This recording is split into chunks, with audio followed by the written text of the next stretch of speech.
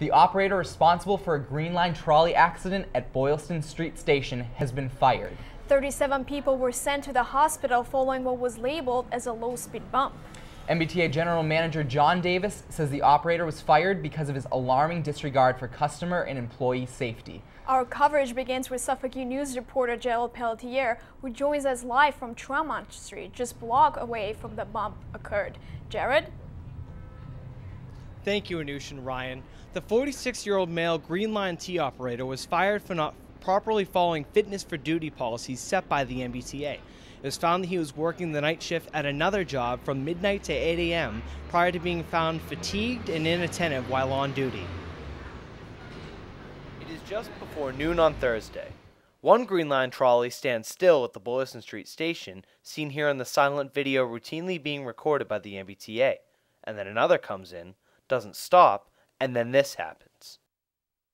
Emily Frachtling was on the train that did not stop. As we were about to hit it, I realized that that was going to happen, and so I held on really tight to the pole. So I was fine, but a lot of people around me were like thrown out of their seats, and everyone was just so shocked afterwards, because it's just, who expects to get into a crash on the T, It's like ridiculous.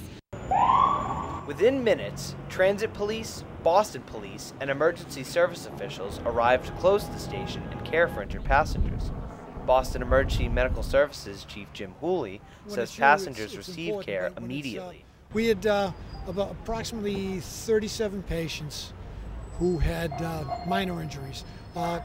Probably the most serious one was probably like a fractured clavicle, collarbone. We had a few other people complaining of neck pain. They had to be immobilized. A little more than an hour after the collision, the scene up on Boylston Street at Tremont was still littered with medical personnel, police, and the curious.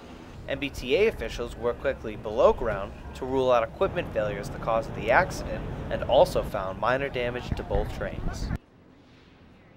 The Green Line is the only subway system that currently requires entirely on the driver's capability to bring a train to a complete stop. All other subway lines have safety systems in place to prevent trains from blowing through stop signals. Reporting live on Tremont Street in downtown Boston, Jared Pelletier, Suffolk U News. Back to you, Anush, in the studio. Thank you, Jared. The MBTA has begun its expansion project of the Green Line, where it also looks into putting safety systems in place to prevent future accidents.